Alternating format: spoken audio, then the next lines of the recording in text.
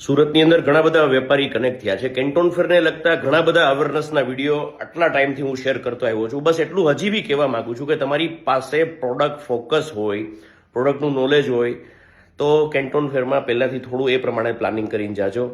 ત્યાં જવાનો એક જ માત્ર ઓબ્જેક્ટિવ છે કે ડાયરેક્ટ તમે સપ્લાયર સુધી પહોંચી શકો, ફેક્ટરી આઉટલેટ સુધી પહોંચી શકો કે મેન્યુફેક્ચર સુધી પહોંચી શકો. That is one and only objective કે તમે આવનારા ટાઈમમાં ક્યાંય કોઈ પણ લોકલ એજન્ટથી તમે છેતરાવ નહીં.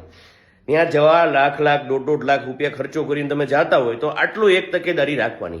કોઈ સહેલાઈથી કે કોઈ સરળતાથી કોઈ આપણું કામ કરાવી શકે એના ઉપર ભાર ઓછો દેતા કેન્ટોન ફેરમાં રૂબરૂ જઈ રહ્યા છો તો કેન્ટોન ફેરમાં ખુદ પોતે જાતે જ માર્કેટ એક્સપ્લોર કરો, સ્ટોલ પર નેગોશિએશન કરો કે ભાઈ આવનારા ટાઈમની અંદર એનો ટાઈમ રિક્વેસ્ટ કરો કે આવનારા ટાઈમની અંદર ક્યાંક ને ક્યાંક ફેક્ટરી વિઝિટ કરી શકાય છે કે કેમ. તમારી પ્રોડક્ટની અંદર તમે તળિયાના ભાવ સુધી અથવા તો એકચ્યુઅલ ફેર પ્રાઇસ છે એ જાણશો ને પછી બધી સાયકલ જે છે, ફોર એક્ઝામ્પલ કે એને કેવી રીતે ઇન્ડિયા લઈ આવી શકાય છે, સુરત કે ગુજરાતના કોઈ પણ પાર્ટમાં લઈ આવી શકાય છે, એ બહુ કોપી કેટ અને બહુ સરળ વસ્તુ છે.